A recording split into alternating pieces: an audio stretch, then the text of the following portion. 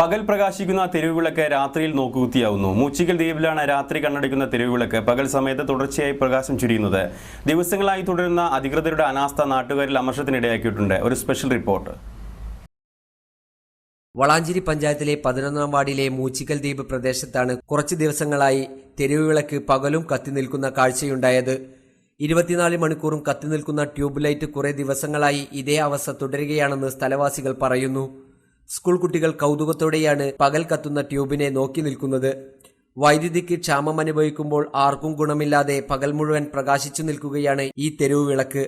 എന്നാൽ 2 ദിവസമായി രാത്രിയിൽ ഈ ട്യൂബ് കത്താത്തത് കാൽനട യാത്രക്കാരെ ബുദ്ധിമുട്ടിലാക്കിയിരിക്കുകയാണ്. ആവശ്യങ്ങൾക്ക് ഉപകരിക്കാതെ വൈദ്യുതി പാഴാക്കാൻ വേണ്ടി മാത്രം സ്ഥാപിച്ചതാണ് ഇവിടുത്തെ തെരുവുവിളക്കുകൾ.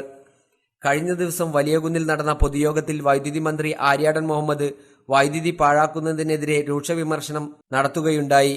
എന്നിട്ടും അധികൃതർ ഈ അനാസ്ഥ തുടരുകയാണ്.